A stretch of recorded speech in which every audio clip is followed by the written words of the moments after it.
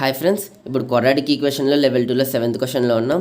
ఇక్కడ క్వశ్చన్ ఏమంటే, if the roots of a x square minus b x minus c equals to 0 are changed by the same quantity, then the expression in a comma b comma c that does not change is అని 4 conditions ఇచ్చినారు. ఇక్కడ question నీట్గా అర్థం చేసుకుందాం. వాళ్ళు ఒక equation ఇచ్చినారు. ఆ ఈక్వేషన్కి రూట్స్ ఆల్ఫా కమ బీటా అనుకుందాం. ఏమన్నారు ఇంకా, are changed by same quantity అంటే ఒక సేమ్ క్వాంటిటీతో చేంజ్ అయినాయి. సపోజ్ కే అనేది యాడ్ చేద్దాం రెండు రూట్స్కి, alpha plus K beta plus K. K అనేది సేమ్ క్వాంటిటీ రెండింటికి యాడ్ చేసినాం. అట్లాంటప్పుడు ఏబిసి యొక్క expression in terms of a b c ఉండే ఎక్స్ప్రెషన్ చేంజ్ కానిది ఏదైతుంది ఈ 4 ఆప్షన్స్లోనే అడిగినారు. ఇది క్వశ్చన్. సో ఆన్సర్ చూద్దాం ఎట్లా. చాలా సింపుల్. గివెన్ వాళ్ళు ఇచ్చినది a x square minus b x minus c equals to 0కి ఆల్ఫా కామా బీటా అనేటివి రూట్స్ అనుకుందాం. దానికి సమ్ ఆఫ్ రూట్స్ ఏమవుతుంది, alpha plus beta equals to minus b by a. దానికి product of roots alpha beta equals to c by ఏ.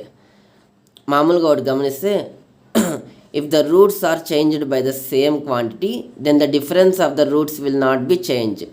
అంటే ఆల్ఫాకి బీటాకి ఒక difference అనేది చేంజ్ కాదు. ఒకవేళ సేమ్ క్వాంటిటీతో దానికి యాడ్ చేసినామనుకో, ఆల్ఫాకి బీటాకి డిఫరెన్స్ ఉంటుంది కదా, అవి చేంజ్ కాదు.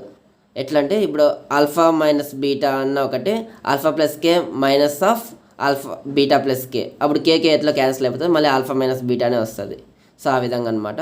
సో దాని డిఫరెన్స్ తీసుకొని చూద్దాం. ఇప్పుడు alpha minus beta whole square యొక్క ఫార్ములా అయింది, alpha square plus beta square minus 2 alpha beta. దాన్ని ఇంకా ఎక్స్పాండ్ చేస్తే alpha plus beta whole square minus 2 alpha beta minus 2 alpha beta అవుతుంది.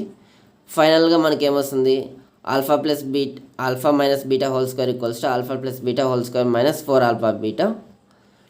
ఇంకా ఆల్ఫా ప్లస్ బీటా అంటే minus b by a substitute చేస్తాము, అంటే బి బై ఏ వస్తుంది. Alpha beta అంటే సి బై ఏ. ఇంకా అన్నీ చేసుకుంటూ పోతే ఫైనల్గా మనకి alpha minus beta whole square value b square plus 4ac by A square వస్తుంది. ఇది ఆప్షన్స్లో ఎక్కడుంది, థర్డ్ ఆప్షన్లో ఉంది. ఇట్లనే చూద్దాం. నెక్స్ట్ కండిషన్ కూడా సాటిస్ఫై అవుతుందో లేదో చూద్దాం. ఇప్పుడు ఏం చేస్తామంటే, here we add K quantity for 2 roots, then K quantity రెండు పక్కల యాడ్ చేస్తే ఏమవుతుంది, ఆల్ఫా డాష్ బీటా డాష్ అనుకుందాం. ఈ ఈక్వేషన్కి alpha plus K beta plus కే అనేటివి రూట్స్. దానికి సేమ్ ముందు ప్రాసెస్లో చేసుకుంటూ పోతే మనకి alpha dash minus beta dash whole square equals to alpha dash plus beta dash whole square minus 4 alpha dash beta dash. Alpha dash beta dash అంటే ఏంది, alpha plus K beta plus కే. దాంట్లో substitute చేసినాం అనుకో, మనకి ఫైనల్గా solve చేస్తే same equation వస్తుంది. Alpha dash minus beta dash whole square equals to B square plus 4ac by A square. So మనకి కే క్వాంటిటీ యాడ్ చేయకముందు ఏమొచ్చిందో యాడ్ చేసిన తర్వాత కూడా అదే ఎక్స్ప్రెషనే వచ్చింది. ఆ ఎక్స్ప్రెషన్ అది ఆప్షన్ 3లో ఉండేది.